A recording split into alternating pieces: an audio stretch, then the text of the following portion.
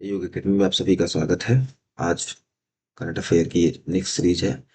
तो सबसे पहले हम शुरू करते हैं फीफा वर्ल्ड कप से। फीफा वर्ल्ड कप में एक सलाह प्लान फीफा के अध्यक्ष जो है गियानी इन्फेंटिनो लेकर के आए थे। फीफा, जैसा कि आप सभी को पता है कि फीफा विश्व की क्या है, फुटबॉल की सबसे बड़ी संस्था है। फीफा वर्ल्ड सब इसमें जो सबसे ज़्यादा इसका इनकम का सोर्स है वो फीफा का वर्ल्ड कप है, जिसमें ब्रॉडकास्टिंग राइट्स के थ्रू, स्पॉन्सरशिप के थ्रू, टिकट सेलिंग और लाइसेंसिंग इसका मेन सोर्स है। सलाह प्लान क्या था? सलाह प्लान में ये था कि माइनॉरिटी स्टेक्स के लिए सलाह प्लान लाया गया था। इसका माइनॉरिटी स्टेक्स मतलब इसके कुछ अल्पांश को, यानी इसके कुछ आईपीओस को या इसके इसमें कुछ प्राइवेट इन्वेस्टर्स को वो बुलाना चाहते थे। इसका कारण क्या था? जिससे वो भविष्य की जो योजनाएं हैं उस पर विचार कर सके, क्योंकि उससे फाइनेंस आ जाएगा। जब फाइनेंस आ जाएगा तो जो उनको अभी फीफा के बारे में या वर्ल्ड कप को रिलेटेड या कोई नया टूर्नामेंट या नई नया प्रोजेक्ट स्टार्ट करना है, जो वो 4 साल 5 साल या 10 साल बाद स्टार्ट करेंगे, उसके बारे में वो विचार कर सके और उस पर एक्शन ले सके। तो इसके लिए सलाह प्लान आया था। तो फीफा फीफा ने एक ऐसी व्यावसायिक इकाई बनाने का विचार किया था जिसमें वर्ल्ड कप और अन्य प्रतियोगिताओं की व्यावसायिक अधिकार शामिल हो। इसके जो कुछ अल्पांश निजी निवेशकों को बेचने की योजना पर विचार हुआ था, ताकि एक मुफ्त बड़ी राशि प्राप्त की जा सके। फीफा ऐसा क्यों करना चाहता था? क्योंकि इससे क्या होगा कि ये कुछ हिस्सा जो है अपनी आय का वह अभी प्राप्त कर लेगा, यानी प्रेजेंट में। दूसरा क्या है कि जो ग्लोबल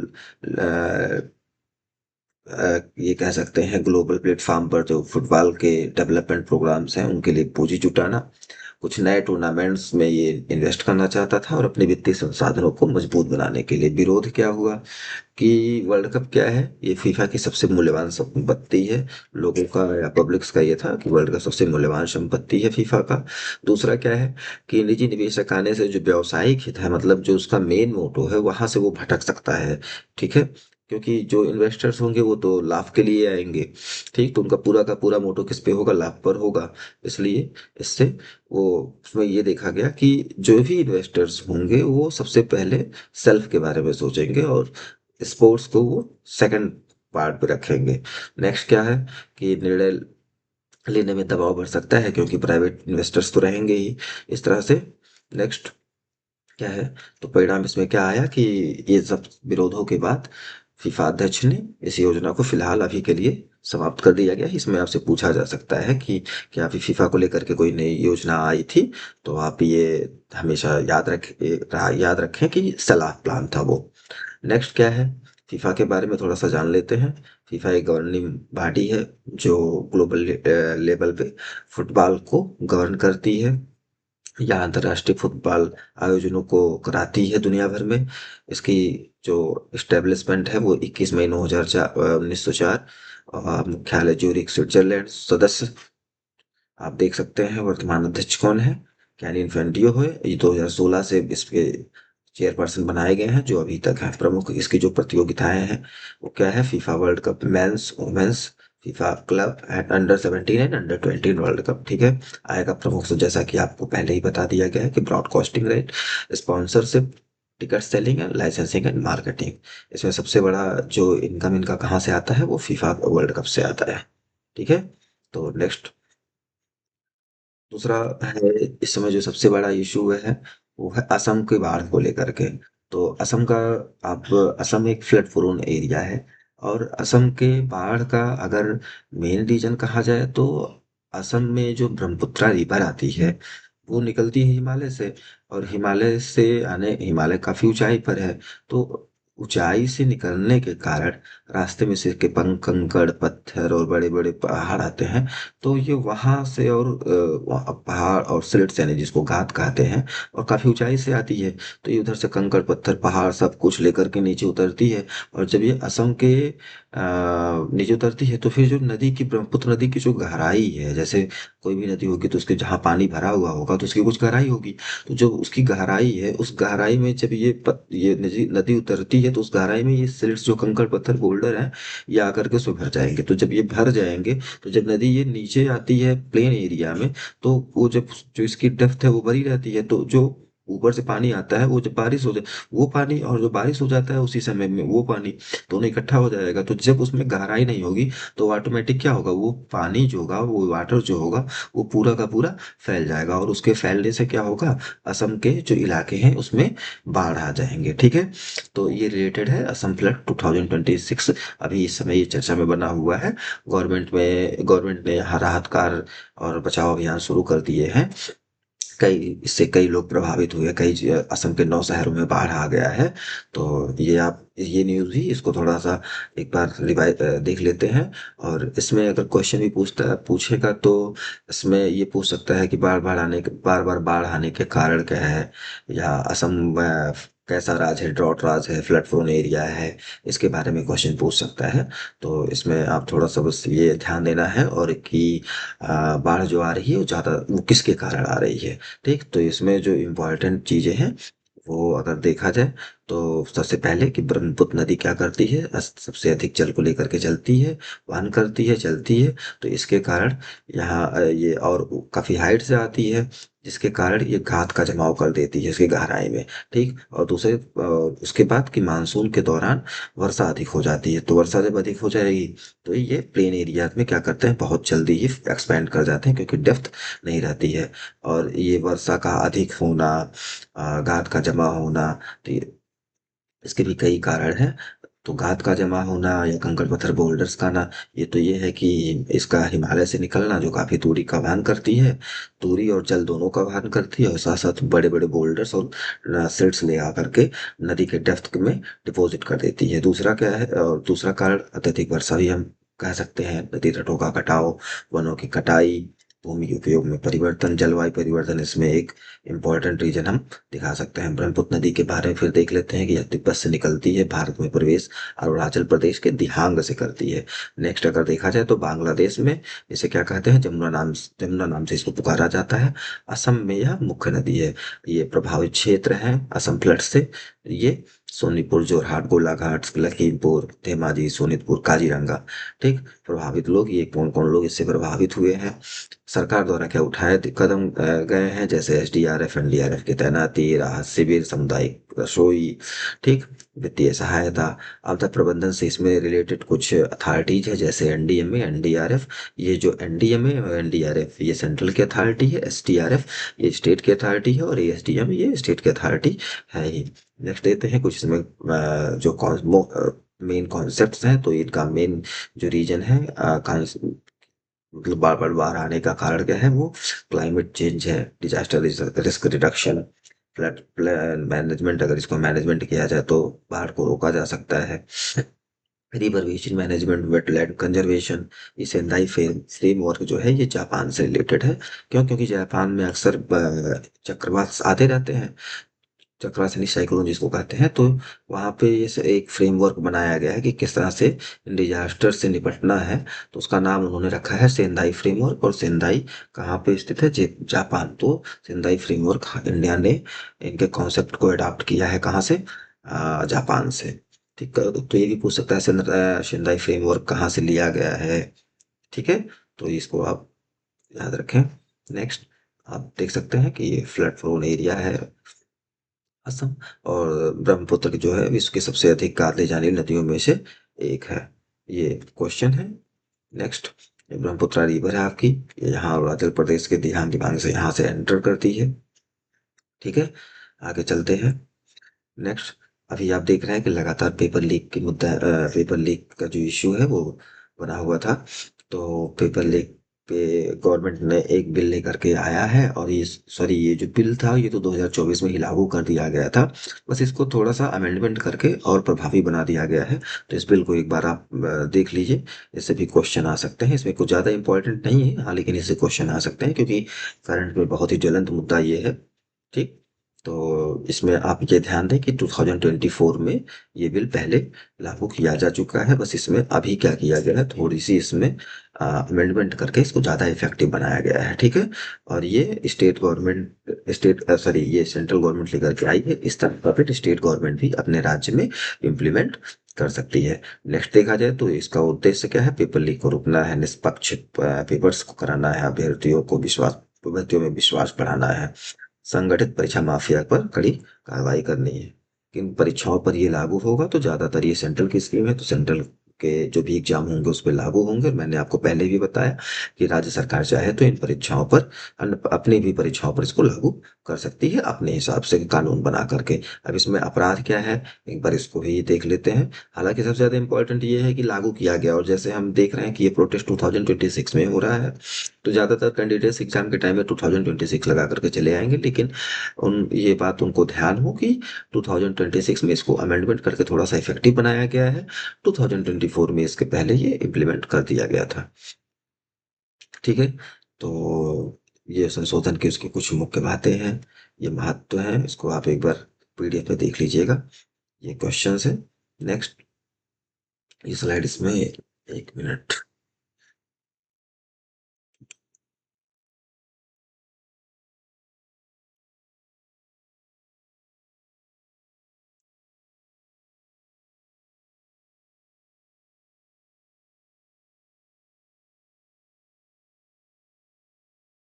क्या है कि अभी ये भी न्यूज में काफी चर्चा में बना हुआ है कि 6 वर्ष, 6 ईयर बिफोर सिक्की जो दर्रा था वो खुलने जा रहा है।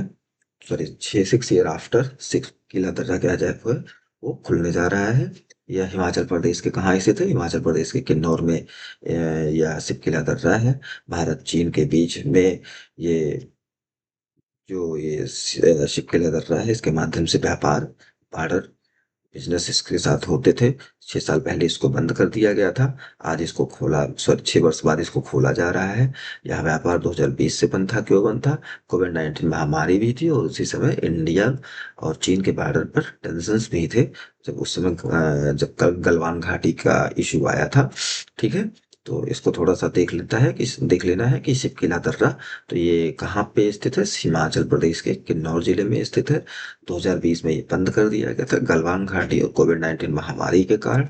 इसे दोबारा फिर से खोला जा रहा है। सिपकिला दर्रा एक माउंटेनियस पास है, किन्नौर जिले में स्थित है। तिब्बत ऑटोनोमस रीजन को इसको जोड़ता है इंडिया को।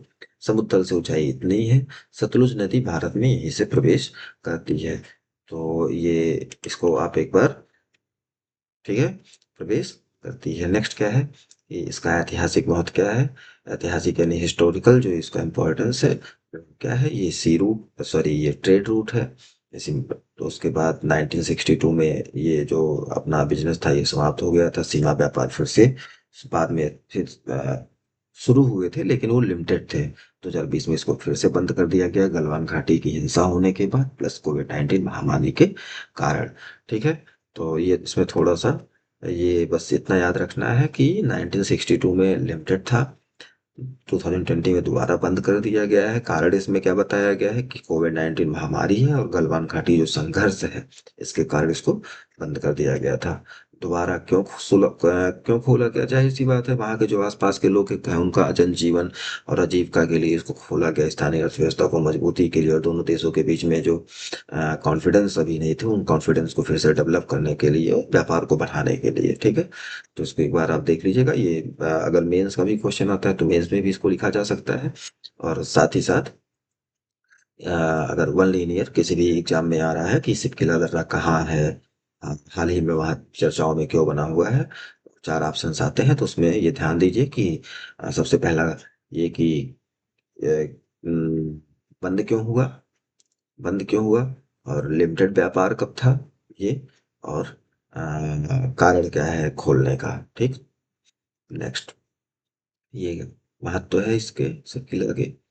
ये किन वस्तुओं का व्यापार होता है? भारत से चाय मसाले वस्तुएं जाती हैं, दैनिक उपयोग की वस्तुएं जाती हैं, और तिब्बत से ऊन, नमक, सूखे मेवे, और जो वहाँ के ट्रेडिशनल प्रोडक्ट्स हैं तिब्बत के, वो इंडिया आते हैं। भारत और चीन के बीच में जो कुछ व्यापारिक प्रमुख दर्रे हैं, सिपकिला उसमें से एक है जो हिमाचल प्रदेश में स्थित है। दूसरा नाथुला है जो सिक्किम में है। तीसरा लिपुलेख है जो उत्तराखंड में है। इसको भी एक बार रिवाइज कर लीजिएगा। नेक्स्ट, अभी लगातार आप बिल देख रहे हैं, delimitation delimitation delimitation. Government delimitation bill लाना चाहती है, 2020 लाना चाहती है। तो इस समय यह जो न्यूज़ है वो न्यूज़ में बना हुआ है ये। तो 2026 है जो इलेक्शन है, लोकसभा इलेक्शन, इसके डिलिमिटेशन को लेकर के यह बिल इससे रिलेटेड है। इसमें कुछ जो स्टेट्स हैं वो इसमें आपत्ति कर रहे हैं कि यह जो डिलिमिटेशन बिल है यह उनके हित में नहीं है। जैसे कुछ इस कारण क्या है कि कुछ जो स्टेट्स हैं वो शिक्षा व्यवस्था और अपने स्वास्थ्य सुविधाओं को बढ़ा करके अगर देखा जाए तो जनसंख्या के जो जनसंख्या जो बढ़ रही है उससे भी कमी किए हैं। तो वहां पे जहाँ पे कमी हुई है वहां पे लोकसभा की सीटें कम हो जाएंगी। और कुछ स्टेट्स है जहाँ पे इन सब मुद्दों पे ध्यान नहीं दिया गया तो वहाँ जनसंख्या वृद्धि हो गई है, तो जनसंख्या वृद्धि के कारण उनकी सीटें बढ़ जाएंगी। इससे वहाँ जो लोगों का प्रतिनिधित्व है वो लोगों का प्रतिनिधित्व भी बढ़ जाएगा। जहाँ सीटें ज्यादा होंगी तो जाहिर सी बात है वहाँ के लोगों का प्रतिनिधित्व ज्यादा होगा। जो प्रतिनिधित्व ज्यादा होगा तो उससे जो उनको मिलने वाली सुविधाएं वो सुविधाएं भी ज्यादा होंगी। तो इन सबको ध्यान में रखते हुए कुछ राज्य इसका विरोध कर रहे हैं और कुछ इसके सपोर्ट में है। तो इसको एक बार देख लेना है कि डिलिमिटेशन ये जो हो रहा है डिलिमिटेशन क्या है। तो डिलिमिटेशन क्या है, लोकसभा और राज्य विधानसभा निर्वाचन क्षेत्रों की सीमाओं और सीटों का क्या है पुनर्निर्धारण है। उद्देश्य क्या है इसका, निर्वाचन क्षेत्र में लगभग समान जनसंख्या हो, नागरिक के वोट का समान महत्व हो और वन पर्सन वन वोट सुनिश्चित हो, जनसंख्या में बदलाव के अनुसार क्या हो प्रतिनिधित्व संतुलित रहेगी। ठीक है। तो परिसीमन कौन करता है, परिसीमन करने के लिए परिसीमन आयोग बनाया जाता है जो एक इंडिपेंडेंट और क्वेसी जुडिशियल बॉडी है।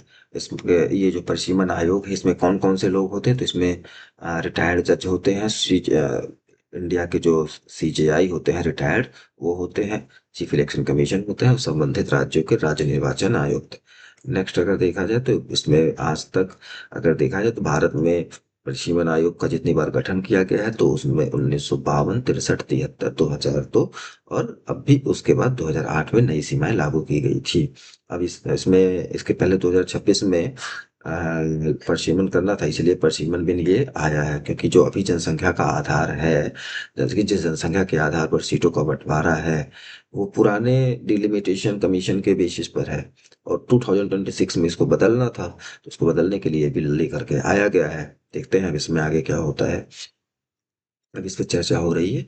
ये विवाद का कारण इसमें ये बना हुआ है कि जहाँ जनसंख्या के आधार पर अगर हुआ तो सीटें कुछ राज्यों की बढ़ सकती हैं जैसे उत्तर प्रदेश बिहार, और जहाँ मध्य प्रदेश राजस्थान, और कहीं पे नुकसान हो सकता है जैसे तमिलनाडु केरल कर्नाटक आंध्रा तो तेलंगाना। राज्यों का तर्क है कि परिवार नियोजन और जनसंख्या नियंत्रण में बेहतर प्रदर्शन के कारण उनके राज्य को क्या हो सकता है कम प्रतिनिधित्व मिल सकता है। ठीक है। नेक्स्ट जो न्यूज इस समय है वो करतारपुर कॉरिडोर से है। करतारपुर कॉरिडोर ये जो है पाकिस्तान में स्थित है। ये सिखों के धर्मगुरु की यहाँ एक टेम्पल है और यहाँ इंडिया के लोग इस टेम्पल में अपने गुरु की आराधना के लिए जाते हैं। लेकिन इस समय ये बंद कर दिया गया है। इस बार कारण बताया गया है इसमें जो पहलगाम अटैक हुए थे इन सब के कारण इसको भी बंद रखा जाएगा। तो समाचार में इसमें क्या है कि 2026 में केंद्र सरकार ने वर्तमान सुरक्षा स्थितियों के कारण करतारपुर साहिब क्या कर दिया गया है, फिलहाल अभी भी सस्पेंड कर दिया गया। इस बार इसकी धार्मिक यात्रा नहीं होगी और अभी इसका कोई ऐसा निर्णय भी नहीं लिया गया है। करतारपुर कॉरिडोर भारत और पाकिस्तान के बीच क्या है, एक वीजा फ्री धार्मिक कॉरिडोर है। यह जोड़ता है किसको, भारत के डेरा बाबा जो नामक जिला गुरदासपुर में डेरा बाबा नानक को, जो जिला गुरदासपुर पंजाब में है उसको ये जोड़ता है पाकिस्तान के गुरुद्वारा दरबार साहिब से। यह वही स्थान है जहाँ पे गुरु नानक देव जी ने अपने जीवन के अंतिम वर्ष बिताए थे। इस कॉरिडोर का उद्घाटन 9 नवंबर 2019 को हुआ था। ये इंपॉर्टेंट फैक्ट है और इसी को आपको पढ़ना है। पेपर से रिलेटेड, आपके एग्जाम से रिलेटेड जो सबसे इम्पोर्टेंट है वो ये है कि करतारपुर कॉरिडोर है क्या, तो ये रिचुअल कॉरिडोर है ये जो कि वीजा फ्री है। भारत के ये डेरा बाबा नानक डेरा बाबा जो डिस्ट्रिक्ट गुरदासपुर है वहां से रिलेटेड है पंजाब के, और पाकिस्तान के गुरुद्वारा दरबार साहिब से रिलेटेड है। अ, क्यों है ये फेमस, क्योंकि यहाँ पे गुरु नानक देव ने अपने जीवन के अंतिम क्षण बिताए थे और क्षण नहीं कह सकते वर्ष बिताए थे। और उद्घाटन इसका 9 नवंबर 2019 को हुआ था। बंद क्यों किया गया? 2025 में पहलगाम अटैक जो हुआ था उसके कारण सस्पेंड किया गया। कारण क्या है? बॉर्डर सिक्योरिटी रीजन है। भारत पाकिस्तान संबंधों में तनाव, श्रद्धालुओं की सुरक्षा और आवाजाही से जुड़े सुरक्षा जोखिम। सन 2026 में सरकार ने इसके बारे में क्या कहा? शीघ्र शीघ्र खोला जाएगा, लेकिन अभी ऐसी स्थिति बन नहीं पाई है। और फिर आगे इसको जैसा होगा उस पे विचार गवर्नमेंट करेगी। तो अभी के लिए बस इतना कि उद्घाटन कब हुआ इस कॉरिडोर का, प्रवेश बिंदु क्या है भारत का इसमें, पाकिस्तान का जो तीर्थ है उसका नाम, और सबसे इम्पोर्टेंट कि ये क्या है, रिचुअल कॉरिडोर है जो वीजा फ्री है। तो ये क्लास आपकी यहीं तक थी। और